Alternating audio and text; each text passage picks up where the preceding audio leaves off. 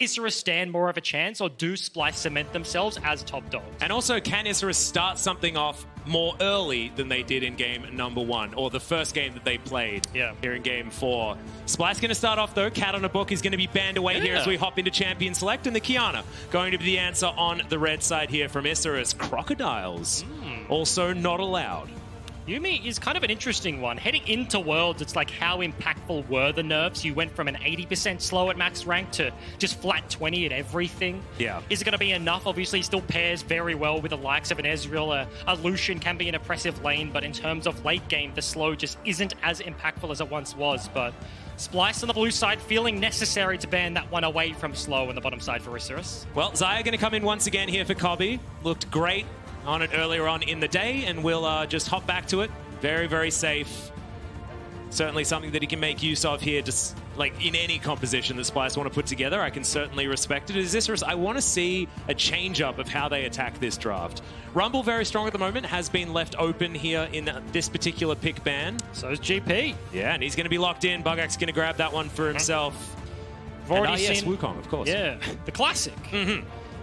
We've already seen him played today. Zac would be an interesting one, but GP is kind of like one of the most blind pickable top laners. The matchups aren't that bad. You scale incredibly well. Do kind of put this target on your head where the team opposing you feels like they need to do something to take you down, but Grasp just keeps you up. Oranges, everything is fine up there. This may just be the classic Xayah Rakan into Nautilus and Kai'Sa sort of bot lane matchup if everything does go to plan. One of my favorite lock-ins here on this side is the Rakan and something like a Elise or something like that. But when you've got Vizicachi, who does have that shallow champion pool that he's known for, it is the Gnar that's going to be locked in with Gangplank taken away from him. Decides he doesn't want to head towards the Kennen this time, and it is going to be his ever so comfortable Gnar up there. But Gangplank doesn't do badly in this matchup. Yeah, can be kind of troublesome, I believe. I think Gnar, like especially for Vizicachi, like that is a good choice. Like comfortable champions, he's played the Kennen, he's now played the Gnar there. Those guys aren't at like the height of the meta. A bunch of play-in teams, especially in this group with DeadFM and Splice, have some of the highest Gnar prio than any other teams kind of at Worlds just in general. So you do expect it to see it here today, as the expected lock-in of Nautilus was there. But yeah, super standard stuff from both of these teams so far. Nothing super unexpected just yet. Yeah, not any flexible champions also thrown out. I guess in theory it's Nautilus that could be put in a solo lane if you want to, but unlikely. And so everything going, like you've got Gangplank versus the Gnar, and you've got the bottom lanes there. So junglers and mid laners for both sides. Yeah, and you mentioned the flex, and I want to kind of harken into that point just a little bit more. Red side Isurus, they're a team that domestically Warangalis used to be a mid laner. Seiya, really big champion pool. I mentioned it earlier. He played top and mid and mid and AD professionally. Top laner, played like 18 champions with a max of like 2 games per champion, right? Like that's 2 games, that's it, over the course of a season. So 5th pick red side makes like flexes super troublesome. Obviously, this won't necessarily be the case here, but options are kind of always open here for Isurus as they look for the next lock-in. Yep, Cassiopeia going to be banned away. Of course, Warangalis does like to head towards that one ever so slightly when he has the opportunity to get on an AP champion. Ooh. Elise in, picked up for Oddie, an old favorite for from him from well back in the day, man. I'm thinking back to like 2016. You know, you were playing in the tournament that he was destroying people on the Lee Sin with. And I've always said, like, League of Legends is good when Lee Sin is in the meta and Thresher in the meta. Like, those champions are just fun, skill expression all over the place. Like, the champions surrounding it in that sort of place are super enticing to watch. LeBlanc, exactly the same sort of situation here. Yeah, Humanoids LeBlanc is going to be picked up, looking like a really standard comp here from Splice. But a whole lot of different tools and a whole lot of flexibility, as that was a volley bear. Don't know where that one would have been. Jungle volley bear, you reckon? He's just a Brawlers player. Yeah, it does seem like a Brawlers player. We're going Wilds now, as Jarvan would be the ultimate tier list choice here for this composition. Jarvan and Gnar have been best friends for a really long time, and they've set up a team fighting front-to-back composition that is extraordinarily standard, and it will be answered by the Lissandra. Pretty you know, it's been common in the past to pick Lissandra into the LeBlanc, but it's been falling out of favor. Yeah, and talk about this game in like different respects. You look at Splyce, they have 1, 2, 3 like dive forward engage tools, and then you have the double response here from Isurus. With that, the Liss lock-in, yes, LeBlanc matchup just in general, like that is good in isolation, but then if your Rakan is diving in, Gnar, Jarvan, all the same, and then you drop Liss ulti, GP ulti, you have Nautilus in the middle, you have GP kicking people back, there's so much disengage here, so very interesting sort of matchup here too. Relatively slow teams, and Splyce going to have to take it to them early. Yeah, and Splyce taking it to any team early isn't necessarily something that we expect from this squad.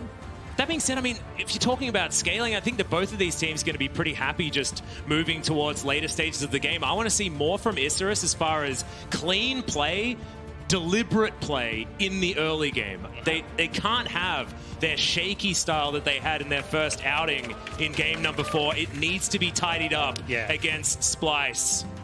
And think about exactly what Jake was saying, right? Like the, or Spawn, I should say. The dives in the bottom lane. Like, you're being punished by a Karma. Like, that doesn't feel that bad. But if in this game you're messing up dives, you're being punished by the likes of a LeBlanc, like that is just game-ending territory. Like, she gets so much freedom, she runs over the top of you. You're giving kills to Kobe, like a big 80 carry in Europe, the star of this team right now. Like the fallback mechanism is get to team fights. This guy will win. If you're giving kills to these players on these champions, like they were previously, it could be a recipe for disaster. Well, let's see how it goes. Splyce versus Isurus. Our final game of day 1 of the World's Play-ins is underway now.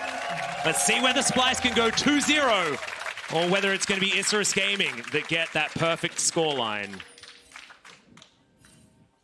Xerxes already in position here, as this is a matchup in the jungle that we've been seeing year after year after year. Flags the bush. Looking for some early shenanigans, but it's going to be the 5-point fan here. You can see Norskrin goes for the kind of new age support option where you start with the ward, you go place that one dot bush, you get yourself a sweeper as he picks that one up.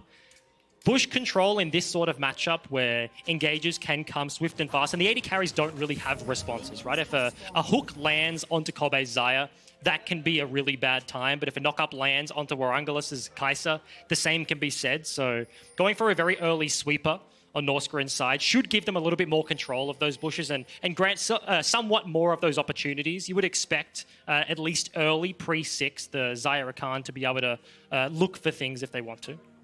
Yep, and we'll see whether this Kai'Sa Nautilus bottom lane falls into the same struggles that Mammoth had as well, with Splyce being able to potentially play around it. I think that the tools on Splyce's side aren't necessarily as good for utilizing that.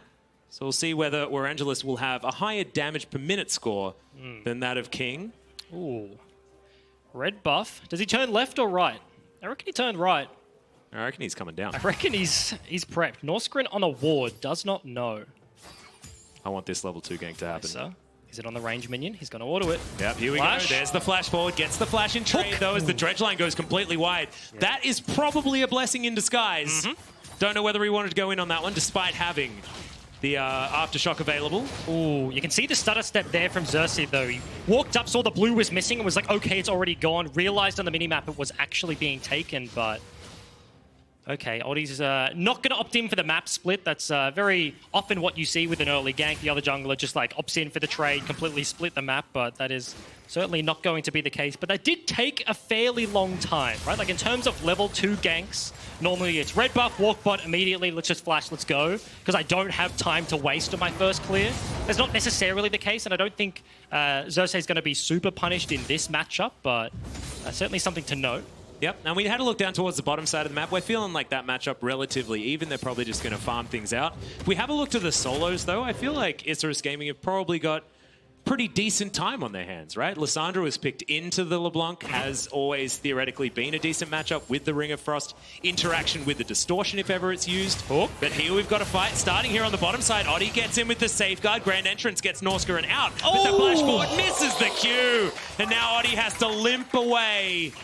Oh, no. Disastrous there from Oddie. Very nicely timed stutter step. That's a flash. Gets the passive. Bugax is burning him down. Waiting for another parlay. Can he get there? Needs to stay in range and gets the first blood. Solo kill for the Gangplank top lane. Can he live from the Jarvan though? Ward in the bush. Barrow will give him some movement speed. Dodges the flag drag. Yeah, is able to slow him down quite a lot there as well. Gets a flash out of Xerxes. That's definitely good news.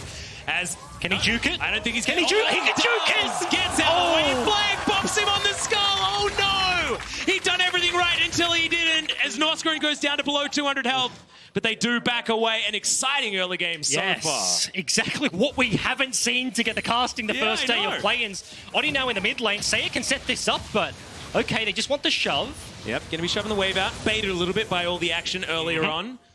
They are going to deal with that minion wave very comfortably, and we'll get Lissandra back home. Vizicachi has found his way back up top, but let's have a look at how this all started. Yeah, the wave's super big, but Bugax just does not care. Scorch ticking down. You see the blue tree secondary and the parlay at the back end.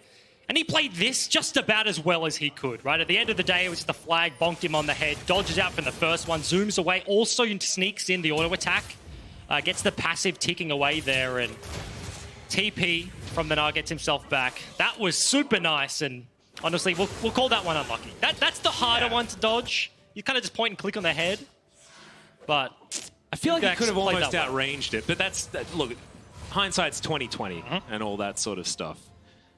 As Splice now just trying to gather it all back up again, and as the dust settles, we've got 100 gold lead. So nothing to happen here on either side. We'll need more from both of these teams.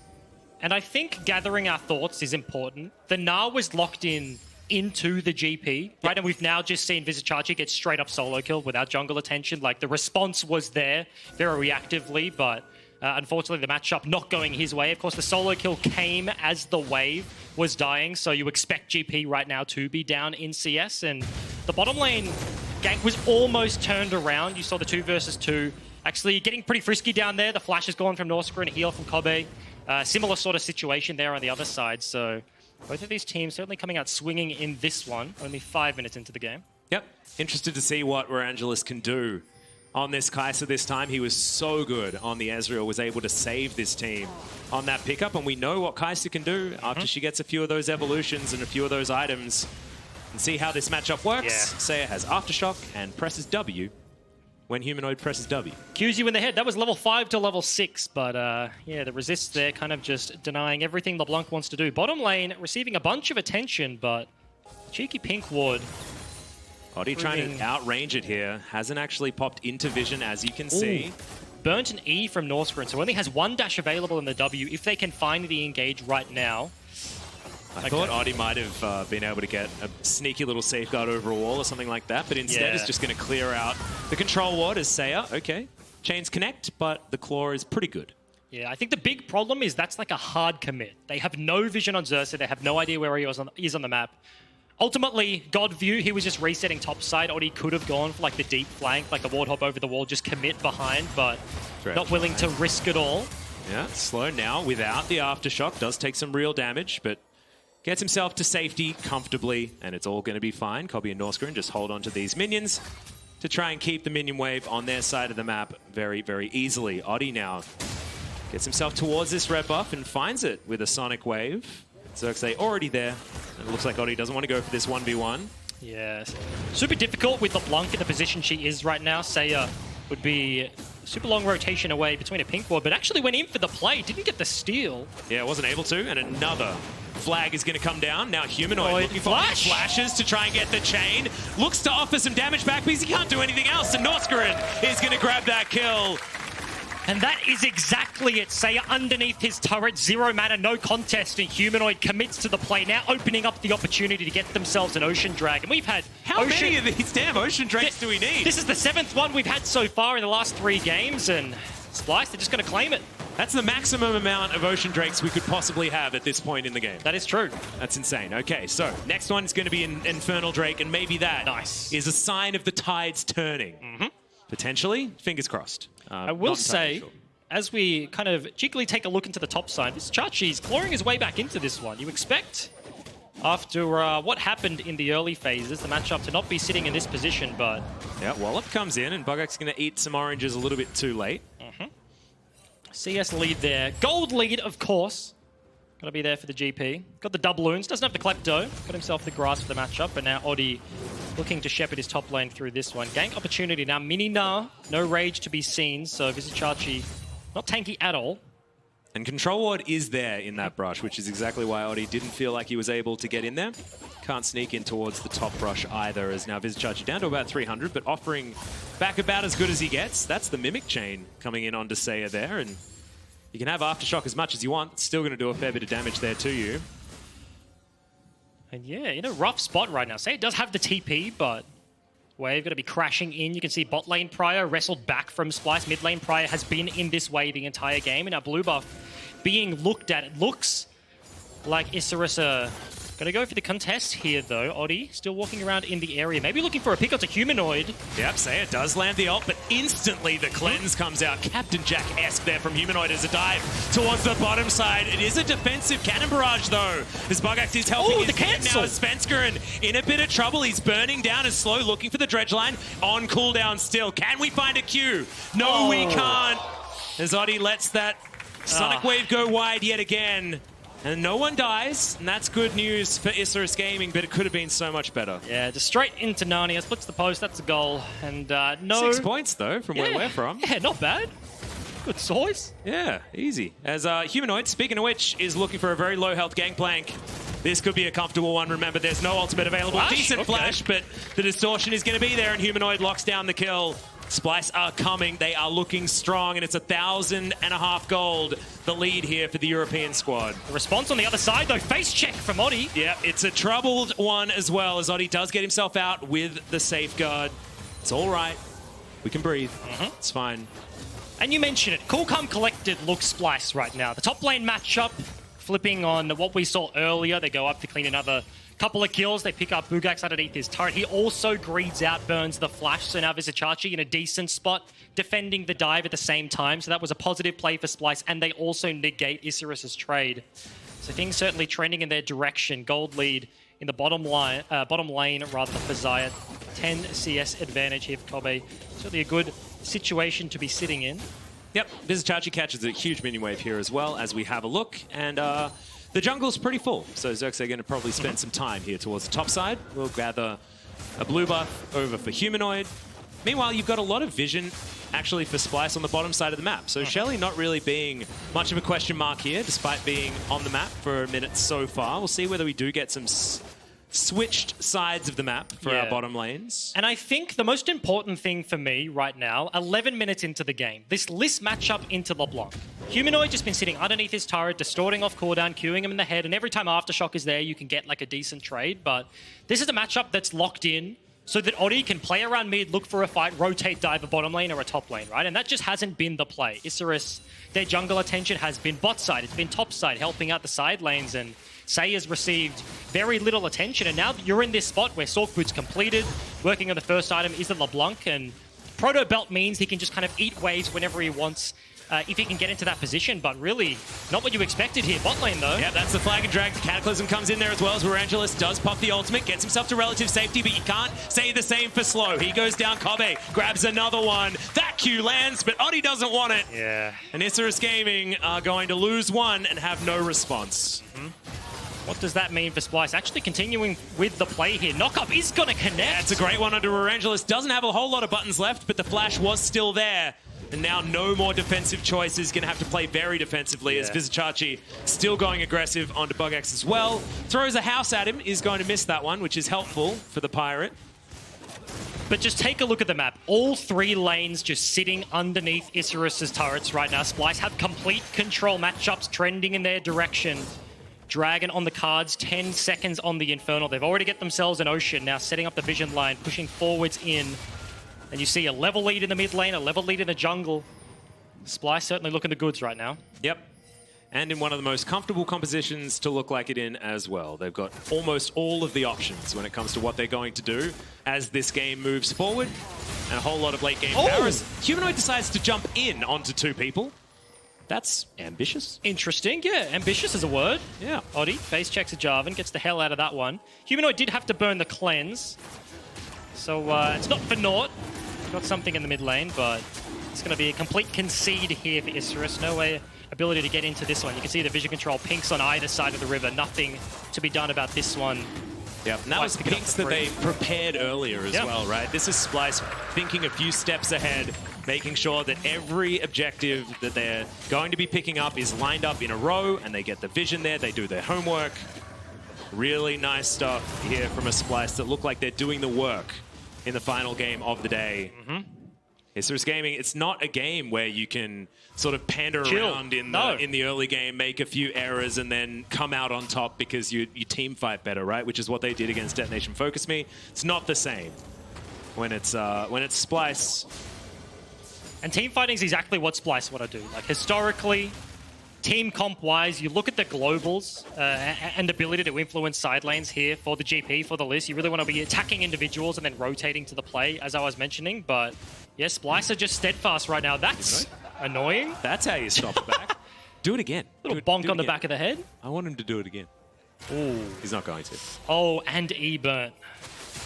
Disaster. Well, speaking of disasters, Varangelis is here, does have the ultimate, is going to use it, but Norskarin knows exactly what's up, and Kobe is going to be delivered on a silver platter. Yet another kill. 2-0 now on the Xayah. The rest of the team just making sure he's well-fed and comfortable in this game. Yeah, and this bot side of the map continuing to be attacked. They get behind Isurus's bot lane, clean up the AD carry, going to take away a blue buff as well. We've seen so many blue steals today.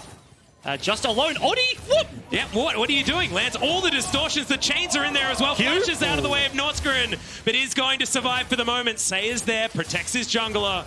But that was too close for comfort. Another blue buff going to be stolen as Slow is holding on to this minion wave to try and give more gold over to Varangelis, but oh man, 5,000 gold is the lead here, and Splice are not looking like they're letting up as there's the Flash Nara into the wall. Chachi's woken up, gets the solo kill onto the jungler, and Sayer says, well, it was nice to see you, but I'm going to pop out now, and you can feel free to go home, and he does just that. 0 mana, 0 ability to help out his jungler, and maybe a second turret to boot. They take bot side, they take blue buff and rotate towards the mid lane as well. Splice, as you mentioned, 5k gold lead, super significant. Only 15 minutes into the game. This is certainly a one-sided affair so far. Yeah, and we were talking about the fact that Splice were using Vision to set up for their next objective, things like that. Shelly is still on the map, but they'd like to be going for a Baron at this stage. Feels like they've got that much control that is going to be the next look-in for them. Thankfully, there is something in Baron's house at the moment, and that is Shelly that's occupying the space. And despite the Rift Scuttler being there and available for the Vision for Isurus, it's still not going to be something that they have any right contesting. Oddie, no Dragon Rage kick just yet, as Isurus do move themselves up towards the mid lane, but nowhere near the Rift Herald, which can be used to break open one of these turrets, whichever one they would like. Yeah, and I think something about this game in the current position, right? We're only on to day one, so maybe it's too early for this conversation, but in terms of like European seeds coming into this one, Splice third behind, like a very dominant like G2 and Fnatic. There's like a clear 1-2 then Splice. Yep. And if they look super dominant in their group, Isurus, one of the favorites of all the emerging regions, they look strong. They have a good performance here today, and they cement themselves, whereas like Clutch have faltered. This could be a very good sign here for Splice, and I'm most interested in looking at how they close out this game, right? Like, is it going to be clean? Is there going to be missteps? About how do they cement themselves as a group's contender for Worlds, like the big event once they get out of the play-ins, and success rate and confidence in the current iteration of Splice. Yeah, and I think it's a really interesting point to bring up because we've already had to question a few of those things with how Clutch started, with the fact that Unicorns of Love were able to take them down and then lost to Mammoth, that group, completely even after day number 1 and everyone's faced each other. It's interesting to see how it is going to evolve as Splice are certainly looking like the dominant team in this game, but is that going to indicate anything when it comes to how everybody else matches up? Because we only get to see group play within these 4 groups. So tomorrow we're going to have a look in on the rest of them, and that's when we get to see where the Darmon are all they're hyped up to be as well. All heard the whisperings of how things have been going. Spoiler alert, word on the street is yes. Pretty good, yeah. So we shall see. By the way, that's LCK team. So if you're looking for a job, you know, certainly there is one going. Just have a look on Twitter. We can send it towards the application. You're such a disgusting shill. Happy to do it. You're a corporate Happy schmuck. to do it. It's the corporate that I love, though. But that's you know? okay. The corporation, sorry. A corporate isn't a noun. 10 seconds. That's a comfortable gold graph there for Splice. Just a step ladder. Yeah, this is Splice coming online at 7.5 minutes, though. That's terrifying. That doesn't. That's not on brand. Ooh, blind! Speaking of which, that's going to be an ult onto Norskrin as he gets himself out. Oddie down to about half health. The Cataclysm comes in, but already Isurus have got that first kill. Traded immediately as Slow does go down. The feathers are retracted and Saya is stunned up as Humanoid trying to get that poke damage in. Vizichachi turns up, but it might be a little bit too late. As Bugax is going to eat some oranges. He's going to be K. Walks past the house. And he's just fine. And Splice, they do go 1 for 1, but that probably feels good if you're Isurus. Yeah, in creative play as well, completely blind. They had the setup. They knew they were walking in that direction, but Norskrin, no vision actually in the bush.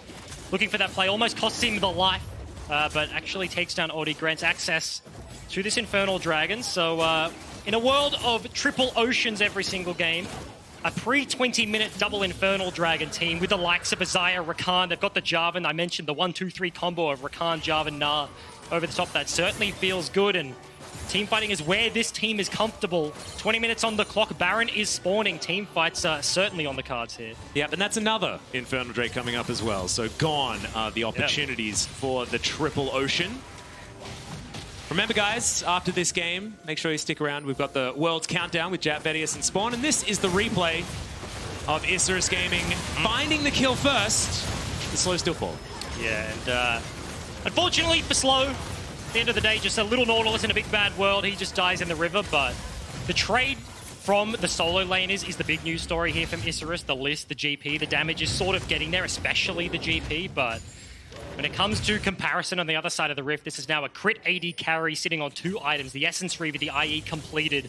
Whereas Kai'Sa, Barangalis right now, not even completed his Guinsoo's, doesn't have the transform on his Muramana, so he's a while away from relevant damage, and Splice just spiking heavily right now. Yeah, 20 minutes, and they just wander up to that outer turret in the mid lane. Not a lot that Isurus can actually do when this freight train's heading towards them. I really love this from Kobe as well. It does have the Infinity Edge as item number 2. We've seen a lot of the rapid fire cannon coming in second, but I feel like this is a more powerful like 1-2 punch rather than needing to get to that last item, Infinity Edge, as far as those first 3 are concerned. So Kobe going to be doing a hell of a lot of damage here in these upcoming fights if we are going to see them. So we crest 21 minutes. I also think range-wise, like, he doesn't really need to invest very early in the rapid fire, right? Like, the rest of his team, as they're the ones with the gold lead right now, they want to be progressing the game. They're going to be forcing these fights. Like, a Jarvan and Gnar is going to buy so much space that, especially against this almost entirely melee range composition there from Isurus, right? Like, Liss super short, GP super short, Kai'Sa, yes, is there, but Xayah will somewhat outrange in a team fight in terms of effective strength. So I like the decision here from Kobe. Yep. I don't think you need to worry really about Warangelus anyway. Theoretically, if it's a fight for a Kai'Sa, he's going to be diving into the backline, getting a heck load of damage with his Q and things like that, and then dancing around with the Supercharger after the Killer Instinct. Yeah. And now this is how the things work, you know? This is the most contentious part of this game for Splice. How do they break the inner ring? It's very easy to break the outer ring of turrets. You just walk up, they get conceded because they don't want to fight for the objective. But do they want to force a Baron, force a team fight? They have the tanky stats. A lot of compositions in the current meta, it's like, okay, yes, we will kill a Baron very quickly, but also if they'll just kill us if we're tanking a Baron because we have no HP bar. So they have a Jarvan and Gnar to do that with, but they also have options in the side lane, and that's looking like the play for them right now. Humanoid just gets thrown bot, Vizichachi gets thrown top side. Now they're probably going to flip that up and do the opposite side of the map, but still same functionality, and just play the map, play either sides of the rift, the slower, safer play, and not risk a super big fight around the Baron. Yep, and if they can get those minion waves into the positions that they want, then they can comfortably move towards a Baron play if they would like to. Fair bit of damage going to be available. The Zeal now completed for Kobe, moving ever so slowly towards that 3rd item completion, where it feels like Splice will be able to just take whichever fight they feel like. 5,000 gold the lead. And Randuin's Omen now done for Vizichachi as well. And I like this build. I feel like it's halfway between that full tank Gnar that we saw in the previous game and a more damage-oriented Gnar. So going to be offering that extra damage augmentation to Kobe. This is like 3 shapeshifters Gnar. And that was like 6 shapeshifters now. Too much HP. Yeah, that's true.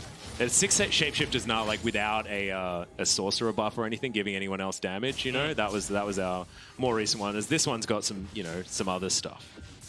It's good news.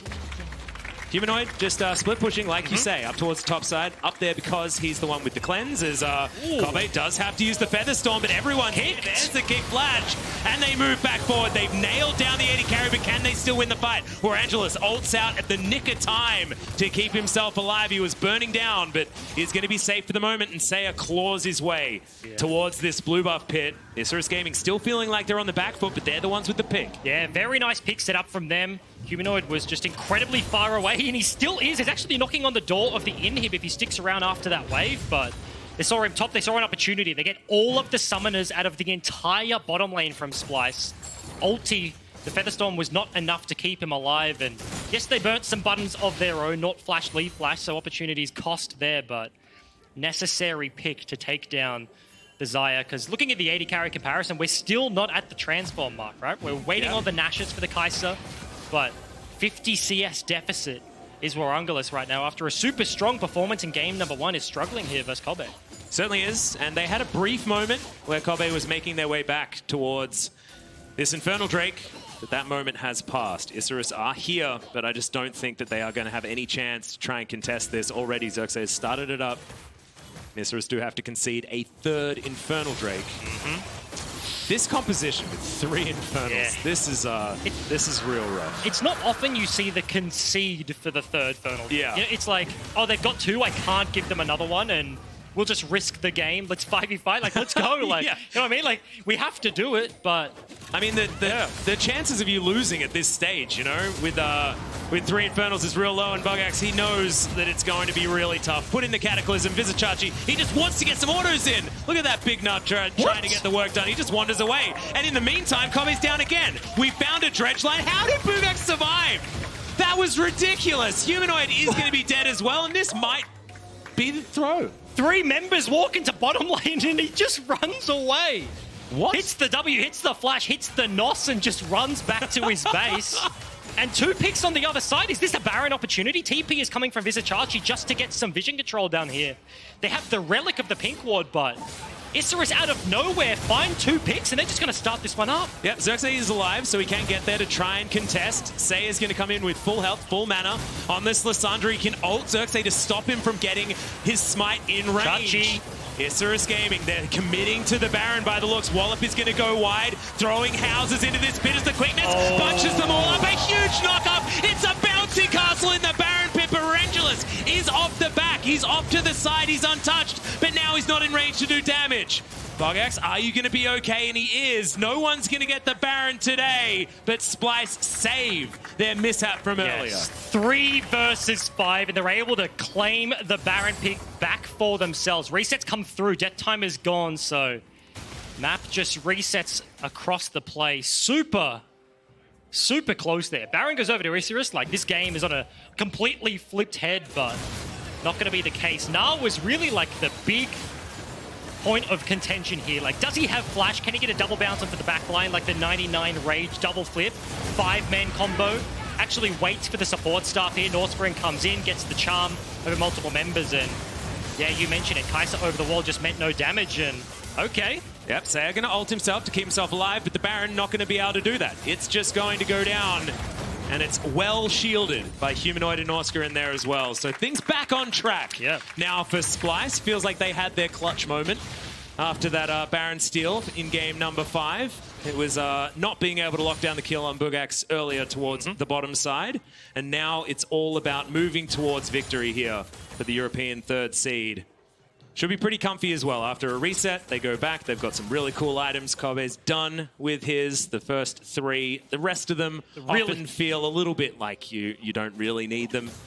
And we've got a really sweet hat on Humanoid. You got a really sweet, a really cool gun. Yeah. You got a really cool chest of armor in the hands of Jarvan. Where's the gun? Who's got? Oh yeah, the gun. The rapid fire. Kobe's gun. Yeah. But like, look at the wizard. Humanoid is an actual wizard right now. He's even got an orb. You know, those orbs that wizard has sometimes, and you don't really know what they do, but they look cool. Take this scroll and stick it. Yeah, something like that. And a cane, of course, you know, just a standard wizard situation as Isurus now trying to work out where they're going to defend. Bottom lane inner turret, not going to be an option. Inner turret mid lane, also not an option. Yeah. And the problem for Isurus in his current situation is wave clear is hard to come by, right? Like the champion super short range, GP will probably fare the best, but against triple Infernal, a single mistake is punishable immediately. And they kind of gave the Baron idea to Splyce, right? They'd spent the entire game playing the side lanes 1-3-1, not committing to anything. And as soon as Isurus go there, they kind of speed up the play, hit the accelerator, and Splyce now with Baron looking to break the base already. Isurus look like they just don't have any idea of what to do, let alone going for anything. The inhibitor is going to fall without any response from the Latin American team. Lugax down towards the bottom side, wants to get barrels in position for wave clear, but he can't even do that as Vizicachi moving towards, once again, another inhibitor turret. Morangelus looking for some farm here, but it's not going to do it. I mean, stop farming. You need to stop your Nexus from just being passively destroyed by this European squad. Yeah, 2 inhibs gone. Absolutely no contest, and Humanoid is just so annoying on this LeBlanc right now, right? Like sieging the bottom side, just queuing the back line, opening up space to just right-click the turret, and this has to be the defense. 2 inhibs down, 3 is unassailable, indefensible underneath the Nexus against the Baron buff. So Oddie lands a Q. Is he going to go for it? Yeah, Humanoid actually just bouncing over the wall there. Meant enough space was bought in order to lock down that turret. And now they're just going to brute force. Humanoid once again is in. That's the QR combo under Seiya down to half health. Cannon Barrage is in now as well, but it's not quite enough. Great knock-up. That's going to grab Slow for the first kill. Immediately Seiya follows up as Vizicachi gets a huge wallop under too. Werangulas, you can't killer instinct your way out of this one. He goes golden to see the rip for a little while longer without the black and white, but it is going to have to come through. The Nexus turrets are next, and Splyce will be 2-0 here at the World's Play-Ins. And questions were there, but such a dominant performance against both of their opponents. DenFM and Isurus fall to the wayside here.